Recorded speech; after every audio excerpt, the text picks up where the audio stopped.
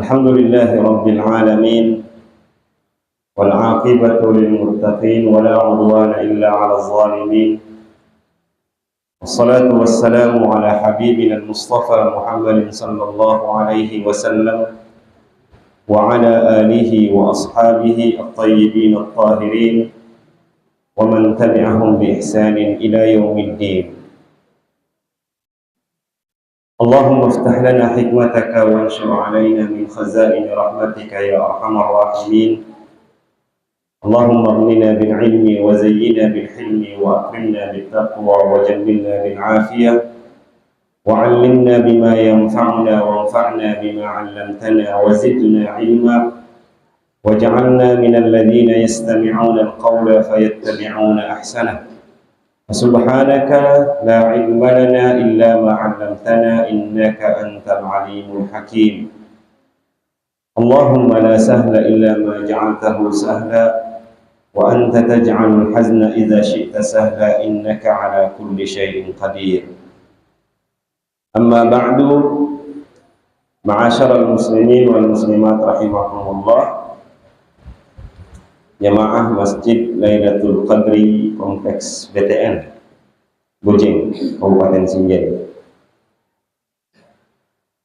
Malam ini kajian kita tentang ikhlas,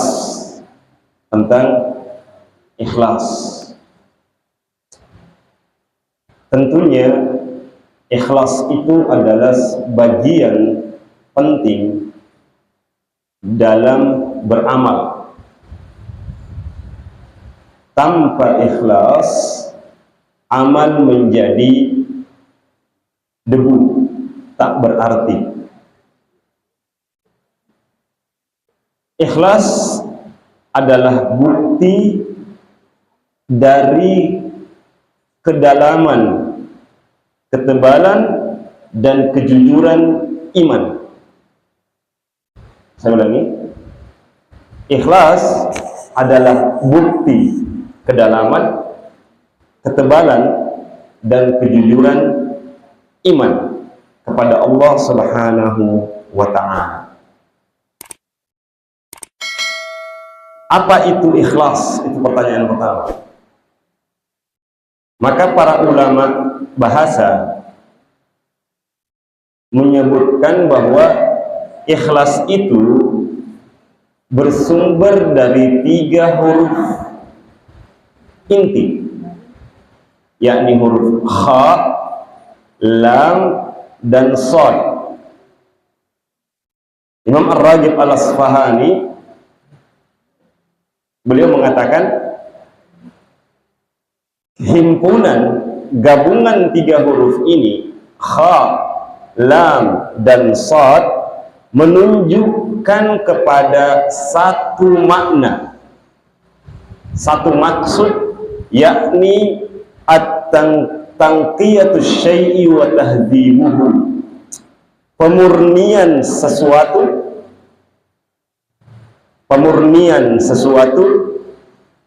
dan pembersihan. Jadi dimurnikan dan dibersihkan. Sebab kenapa? Tidak semua yang murni itu bersih.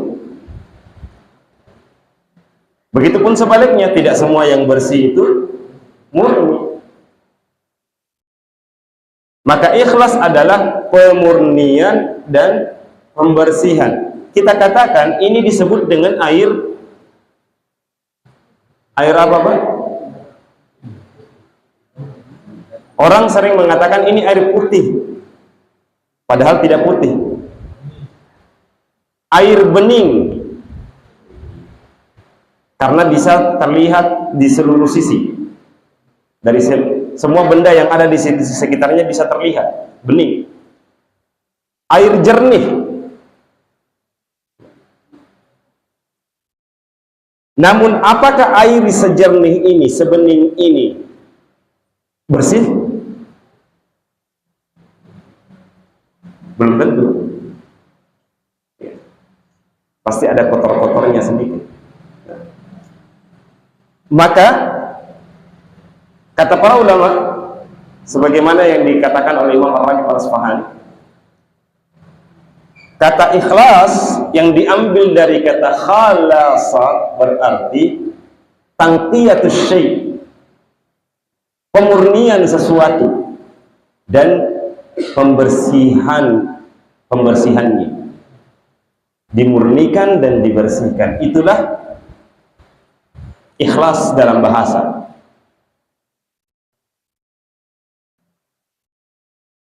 Jadi orang yang ikhlas, al-khalis, orang yang ikhlas itu adalah orang yang pure, istilahnya. Pure itu adalah gabungan orang yang di dalam dirinya ada kejernihan dan kebersihan. Jiwanya bersih, pemikirannya jernih. Jiwanya bersih, pandangannya jernih. Jiwanya bersih,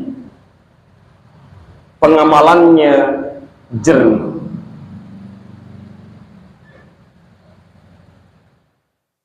Jadi berusaha untuk menghilangkan dan membersihkan serta memurnikan jiwanya, pikirannya, tindakannya, pandangannya dari berbagai hal yang mengotorinya, mengotori jiwanya. Itu ikhlas. Dan kita selalu mengatakan bahwa ikhlas itu rumit.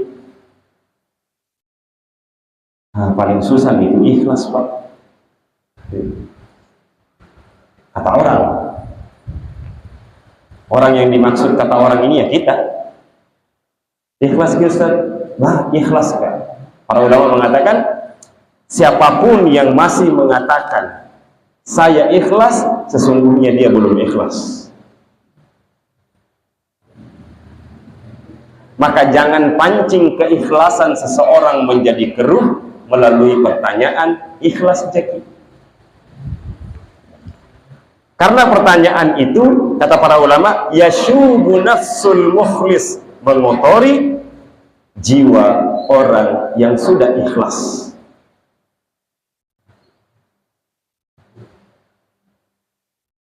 Nah, biasanya orang yang ikhlas itu tidak mengatakan iya ikhlas mak, ku ikhlaskan, ikhlas saya sungguh ikhlas, saya rela dan seterusnya. Biasanya orang yang murni, bersih jiwanya, mereka mengatakannya apa? Lillah. Selesai. Lillah. Selesai. Tidak ada embel-embelnya. Ikhlas lillahi ka, wallahi ka, ikhlas sekali ka, kentara sekali tidak ikhlasnya itu. Karena mengatakannya dalam kondisi apa? Satu, tertekan. Dua, emosi. Maka di balik kalimatnya tidak ada kejernihan, di balik kalimatnya tidak ada kemurnian, di balik kalimatnya terkandung kotoran dari jiwa karena tekanan dari orang-orang di sekitarnya. Maka para ulama mengatakan seperti ini, ya, mendefinisikan ikhlas itu dalam banyak definisi, saking tidak terbatasnya yang namanya ikhlas ini, sampai-sampai para ulama sendiri memberikan definisi yang beragam. Yang pertama, definisinya secara syariat, kata para ulama. Di antara mereka ada yang mendefinisikan ikhlas dengan mengatakan ifradullahi bil qasdi fit ta'ati, menjadikan Allah satu-satunya sebagai tujuannya dalam ketaatan. Allah Ta'ala mina tuju di dalam gau desen nafu gau. Itu kalau kita bahasa Bugis kan. Hanya Allah yang menjadi tujuannya dalam melaksanakan semua bentuk ketaatan. Itu ikhlas, definisi ikhlas yang pertama. Ulama lain mengatakan tasfiyatul fi'li min mulahazatil makhluqina wa i'jabil fa'ili binafsih. Tasfiyatul fi'li an mulahazatil makhluqin, membersihkan amalan dari pandangan, pujian, celaan para makhluk. Artinya apa? Orang yang ikhlas itu kalau dia beramal, dia tidak peduli dengan pujian.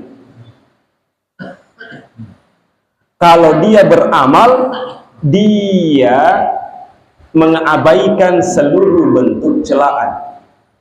Karena dia tahu, sebaik apapun dia beramal, kebaikan amalnya hanya Allah yang ukur. Dan dia tahu bahwa sebaik pun dia beramal, sebaik apapun dia beramal, tidak ada manusia kecuali pasti melihat kekurangannya.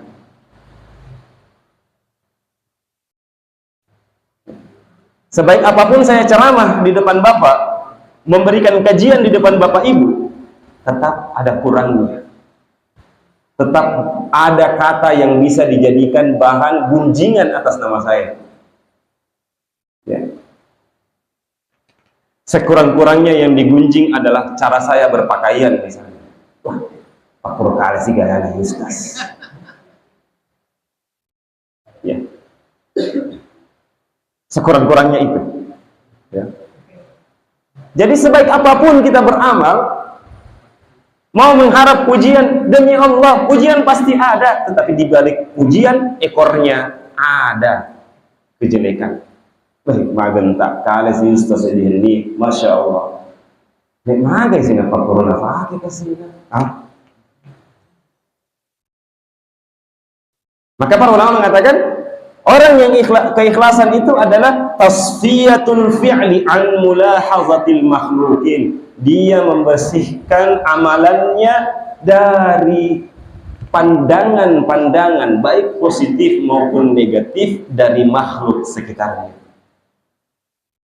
Bukan itu yang dia jadikan tujuan. Wa i'jabul fi'li binafsihi, juga menghilangkan, membuang, mensucikan, memurnikan amalannya dari rasa ingin dipuji.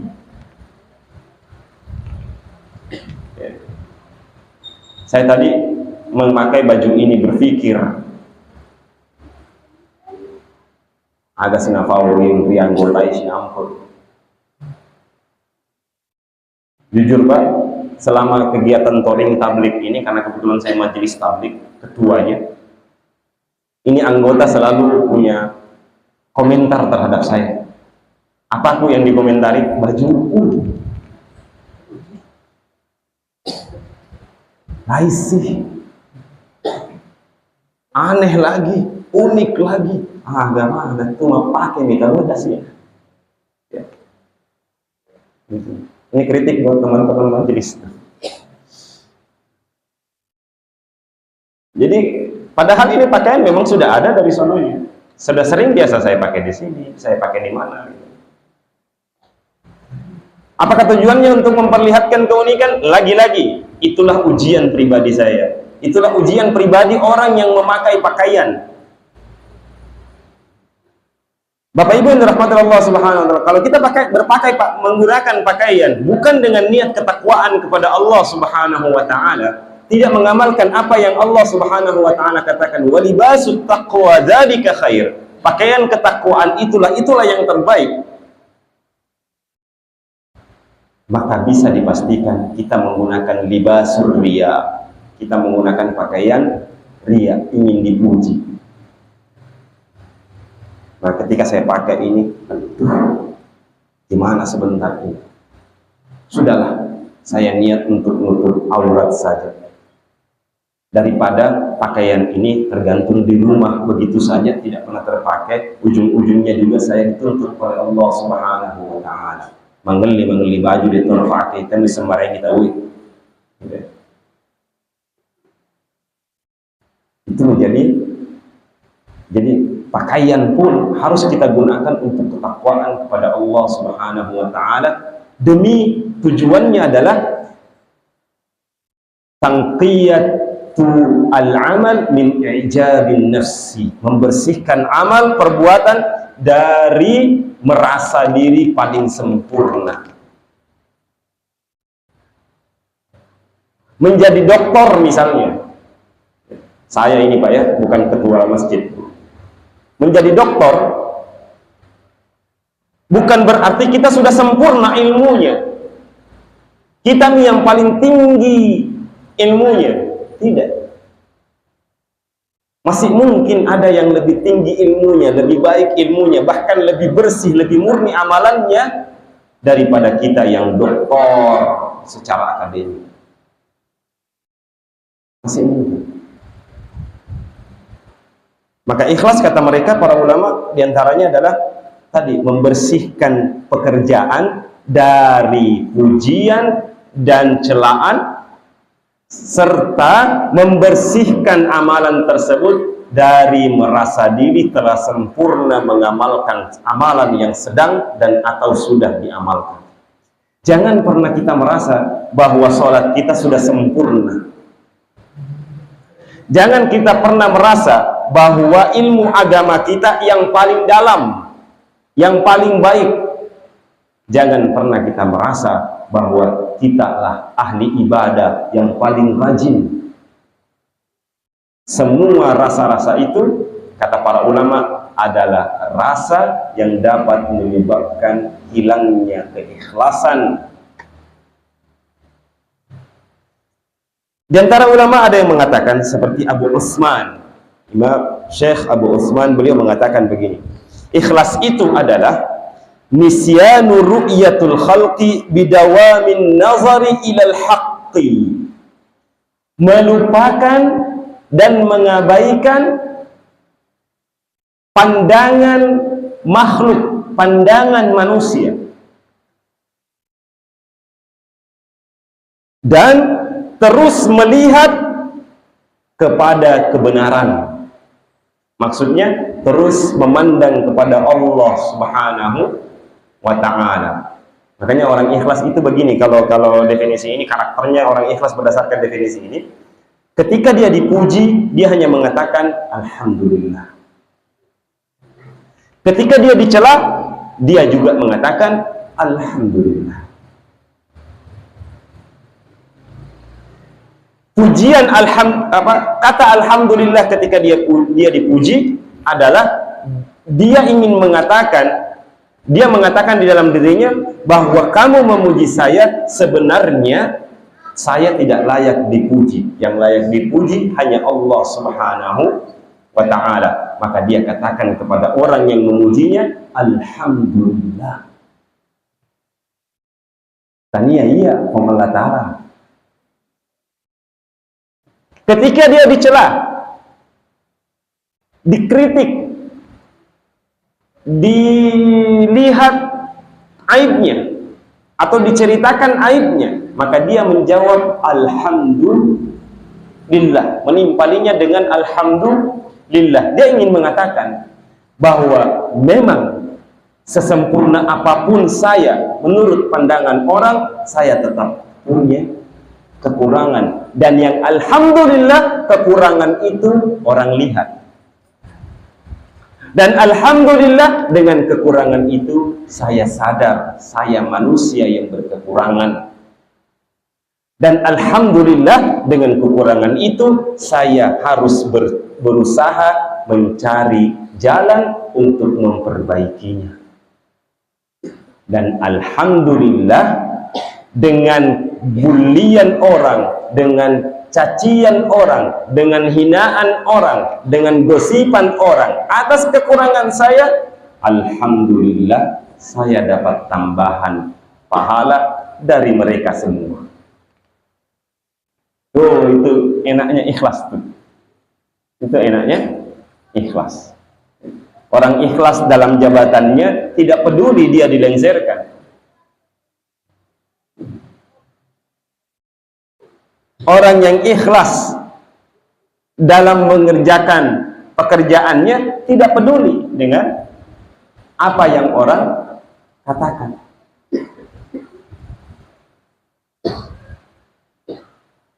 Ulama lain mengatakan ikhlas itu adalah istiwa'u a'malil 'abdi fi zahiri wal batin. Kesesuaian, kesetaraan, seiring sejalan antara apa yang ada di dalam batinnya dengan apa yang terlihat.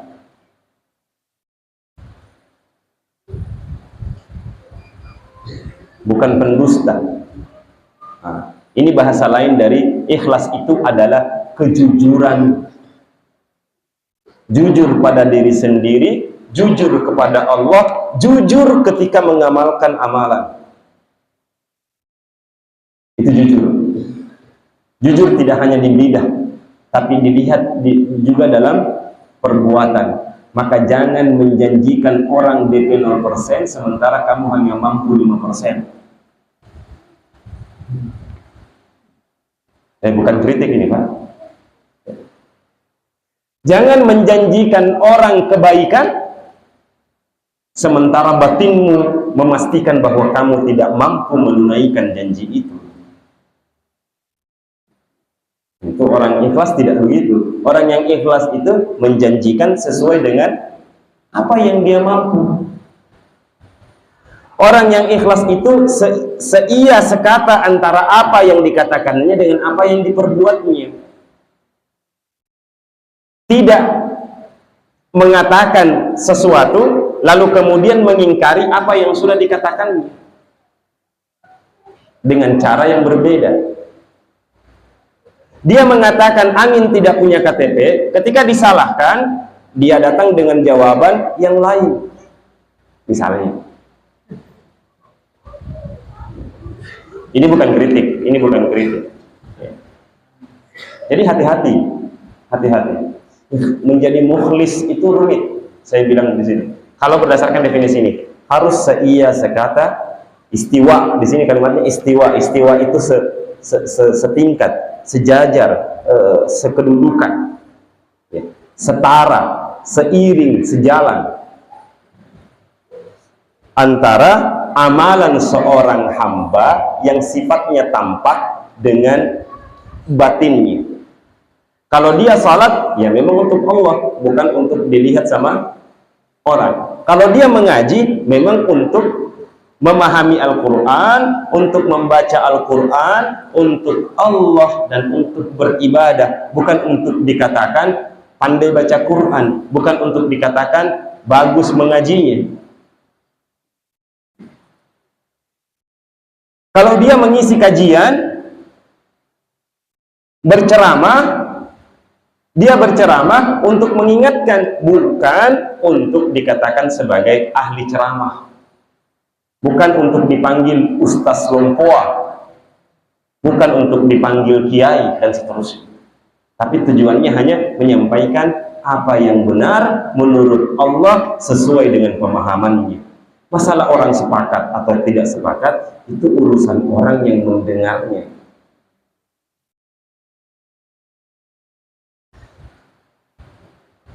Ulama lain mengatakan ikhlas itu adalah alla tatluba ala amalika syahidan ghairallah. Jangan, ikhlas itu adalah ketika engkau tidak menunggu saksi atas perbuatan baikmu selain Allah Subhanahu wa ta'ala. Kamu mengerjakan kebaikan itu untuk diperhatikan sama Allah saja, tidak minta diperhatikan sama selain Allah. Gimana caranya itu? Ya kerjakan saja dengan niat Allah yang lihat saya, Allah yang nilai saya, Allah yang ukur saya, Allah nanti yang balas saya. Makanya Pak, kalau orang mendapat hadiah, orang ikhlas kalau mendapat hadiah atau menerima mendapat pemberian dari orang, orang ikhlas itu mengatakan satu kata, satu doa, jazakallahu khairan, jazakallahu khairan. Semoga Allah memberikan pahala atas kebaikanmu ini. Tujuannya apa kalimat itu? Tujuannya supaya si pemberi ini kembali kepada Allah mengharapkan pahala itu. Bukan tujuan yang lain adalah untuk membersihkan saudara kita ini yang memberi ini dari riaknya dan ketika dia memberi. Itulah yang dimaksud di definisi ini. Ikhlas itu adalah ketika engkau tidak mengharapkan saksi atas kebaikanmu selain Allah Subhanahu wa ta'ala. Makanya mari kita baca kembali surah Al-Adiyah. Apa di surah Al-Adiyah di situ, Pak? Wal 'adiyati dhabhan fal muriyati qadhan fal mughirati subha fa asarna bihi naqa'a fa wasatna bihi jam'a. Perhatikan kalimatnya tentang manusia. Innal insana li rabbih lakanud. Sungguh manusia itu kepada Tuhannya pasti apa? Lalai, lupa. Wa innahu, dan sesungguhnya Allah Subhanahu wa ta'ala ala dzalika, atas perilaku manusia itu la syahid, pasti menyaksikannya, pasti melihatnya. Kalimat yang kita ucapkan saja, Pak, ada saksinya. Apalagi amal yang kita perbuat. Kata yang kita ucapkan saja ada saksinya. Apalagi yang kita perbuat. Ma yalfizu min qawlin illa ladaihi raqibun atid. Tidak ada satupun lafaz yang keluar dari lisan kecuali pasti ada raqib dan atid yang mencatat, menjadi saksi dan menjadi pelapor. Raqib atid itu, Pak, 3 fungsinya, tujuan fungsinya: pencatat amal, pelapor, saksi. Jadi tidak bisa berbohong. Yang dicatat apanya? 2 hal. Tujuan mengamalkannya sekaligus amalannya. Karena tidak ada di antara kita yang mau mengamalkan amalan kecuali tujuannya tampak terlebih dahulu. Orang pergi ke pasar. Pasti sebelum berangkat sudah ada tujuan atau belum? Sudah ada. Kalau fasaem melian, langsung tercatat karena sudah tujuannya sudah berubah menjadi sebuah ucapan. Di saat itu tercatat dua-duanya sekaligus, ucapan dengan niat dalam satu waktu. Berubah niatnya, iya. Tapi apakah perubahan niat itu berubah juga dalam bentuk lafaz? Iya. Masuk ke pasar, tadinya mau beli kain misalnya, begitu masuk di pintu pasar, ketemu toko pertama, asyik wahati pas angin nyero, tercatat lagi. Tercatat lagi. Jadi jangan kira setiap perubahan niat kita tidak tercatat. Semua perubahan niat kita tercatat dan ada saksinya. Maka perubahan-perubahan niat ini tetapkan semua Allah yang menjadi saksinya. Supaya apa? Supaya semua niat ini berubah menjadi ibadah. Karena syarat diterimanya ibadah adalah ikhlas kepada Allah Subhanahu wa ta'ala. Dari semua definisi tadi, jamaah sekalian dirahmati Allah Subhanahu wa ta'ala, maka bisa digabung dalam satu definisi besar tentang ikhlas. Bahwa ikhlas itu adalah tasfiyatul amali min kulli syaibah, membersihkan, memurnikan seluruh bentuk amalan dari berbagai perkara yang dapat mengotorinya. Makanya Allah berfirman, wa nafsin wa ma sawwaha, dan jiwa yang telah disempurnakan, jiwa manusia yang dimaksud. Fa'alhamaha fujuraha wa taqwaha. Di dalam jiwa yang telah Allah sempurnakan ini, Allah ilhamkan di dalamnya potensi untuk melakukan fujur, perilaku-perilaku buruk, kejahatan-kejahatan, wa taqwaha, dan potensi bertakwa kepada Allah Subhanahu wa ta'ala. Lalu Allah mengatakan, qad aflaha man zakkaha, maka beruntunglah orang-orang yang senantiasa mensucikan jiwa itu dari potensinya yang buruk, dari kemungkinan melakukan keburukan, dari kemungkinan melahirkan niat-niat buruk, dari kemungkinan terlahirnya pandangan-pandangan tercela. Lalu Allah katakan lagi, wa qad khaba man dassaha, dan rugilah orang-orang yang membiarkan jiwanya terus terkotori. Jadi ikhlas itu, jamaah sekalian dirahmati Allah Subhanahu wa ta'ala, sebenarnya fitrah.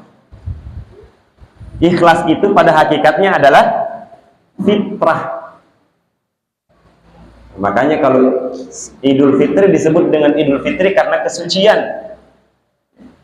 Maka ikhlas itu adalah fitrah. Makanya Allah mengatakan, fitratallahi allati fataran nasa 'alaiha.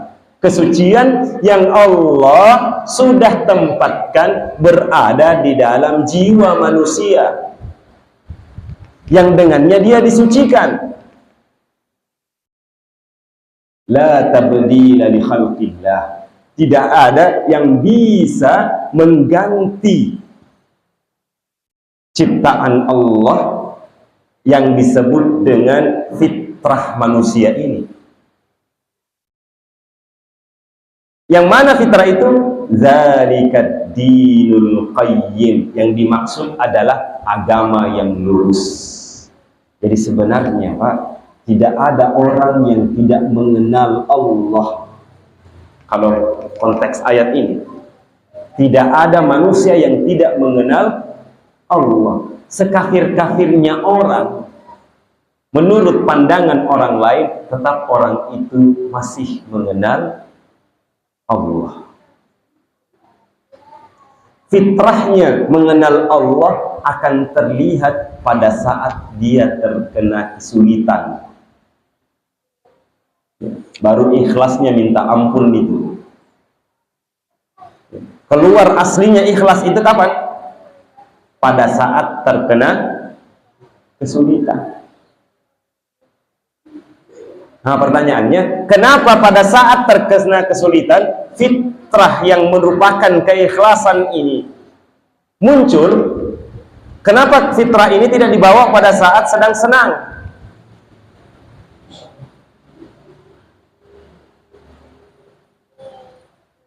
Allah mengatakan, khuliqal insanu halu'a. Manusia itu diciptakan lemah.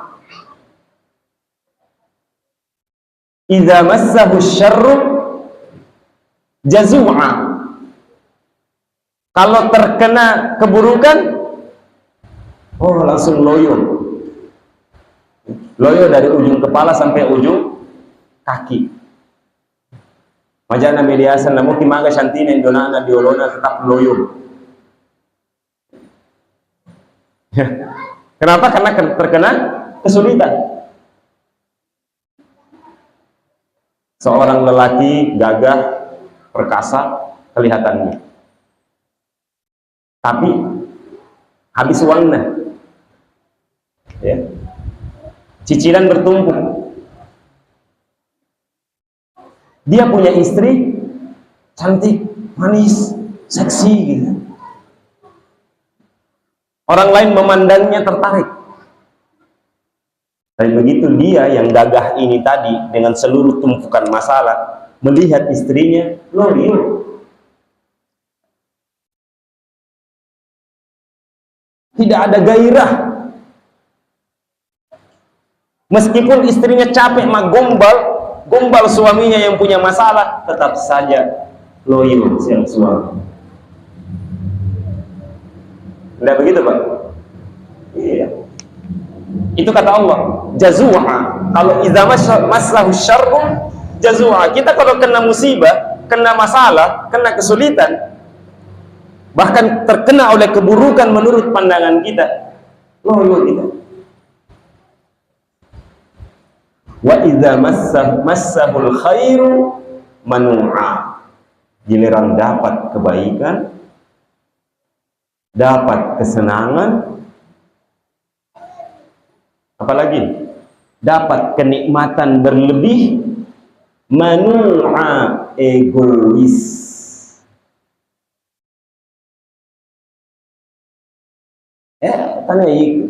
Tanya untuk iko ini untuk dia. Wah, bagai-bagaimu imai sedi, wah nyamuk paha ini mah susah, tapi iko lo nyamuk. Begitu manusia. Jadi ketika tertimpa keburukan, begitu loyo, keikhlasannya pun hilang. Orang bilang ikhlas sekali jadi orang kalau terkena musibah. Aslinya tidak, Pak. Jarang orang ikhlas kalau terkena musibah. Di mana buktinya? Dia selalu mengatakan, kenapa Allah membuat saya seperti ini? Wal'iyadu billah. Yang ada suudzon kepada Allah pada saat terkena keburukan. Begitu mendapatkan kebaikan, kenikmatan, suudzon lagi kepada Allah dengan kalimat nyamuk itu nyaman billahu.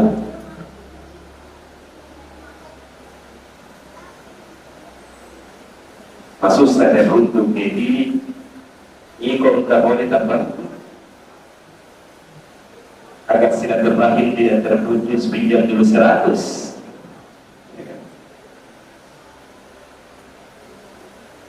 Gitu kan? Padahal baik keburukan ini maupun kebaikan ini di sisi Allah ingin menguji seikhlas apa hamba ini.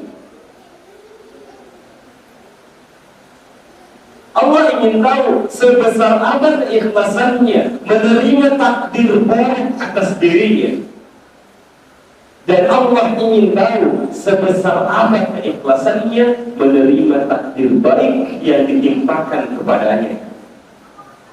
Dari situ Allah menilai seberapa besar, seberapa baik keimanan hamba ini atas takdir Allah Subhanahu wa ta'ala kepadanya.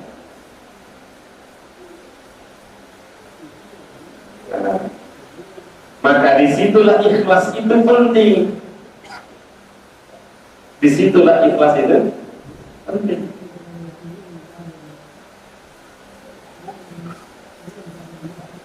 Maka ikhlas secara hakiki, kalau tadi syariatnya ini secara hakikat lagi, selain tingkat. Kalau berdasarkan tangga tasawuf itu dari syariat ke hakikat lebih lama. Kita ke hakikatnya ikhlas ini, maka hakikat ikhlas itu adalah at-tabarri an kulli ma dunallah. Membebaskan diri dari segala perkara selain Allah Subhanahu wa ta'ala. Bagaimana caranya? Sementara kita butuh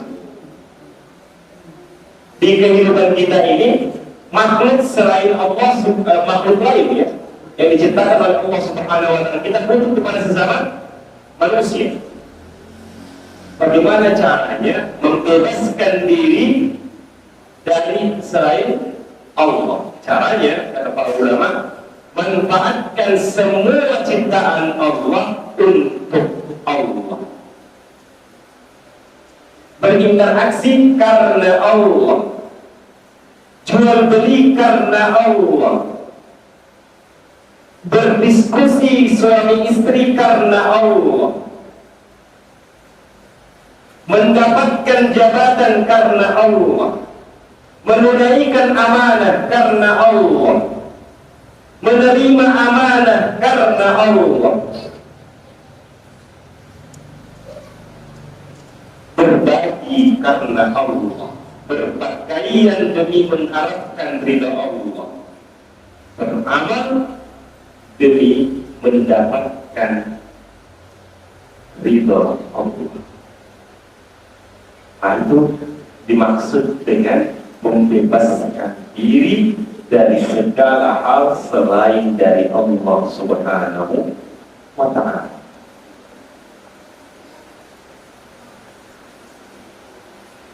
Itu secara umum. Lalu bagaimana dalam beragama?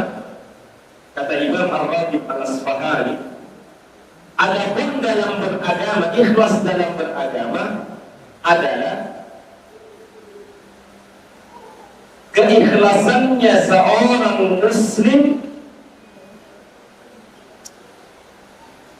ketika dia menjauhkan dirinya dari perilaku ibadah yang mirip atau sama dengan apa yang dilakukan oleh Yahudi dan Nasrani. Artinya apa? Beribadah tidak seperti beribadahnya Yahudi, beribadah tidak seperti ibadahnya Nasrani. Dia beribadah hanya untuk Allah satu-satunya, mukhlishan lahu din, kata Allah. Berikhlas untuk agamanya Allah semata. Mereka senantiasa memurnikan jiwanya dalam beribadah hanya untuk agama Allah Subhanahu wa Ta'ala. Memang panjang Pak kajian kita. Mohon maaf jika terlalu panjang. Sebenarnya saya belum masuk ke intinya, masih kulit. Kita belum bedah ayat-ayat yang berhubungan dengan masalah ini. Kita masih di bagian depannya. Wallahu a'lam bishawab. Saya berikan kesempatan satu pertanyaan, seperti kebiasaan pengajian kita. Oh, sudah lewat 1 menit. Karena sudah lewat 1 menit, maka pengajian berikutnya insya Allah baru kita buka bebas kesempatan untuk bertanya. Allahu a'lam bishawab. Hasbunallahu wa ni'mal wakeel, ni'mal maula wa ni'man nasir. Hasbunallahu wa ni'mal qarib wa basyiril mu'minin. Wassalamualaikum warahmatullahi wabarakatuh.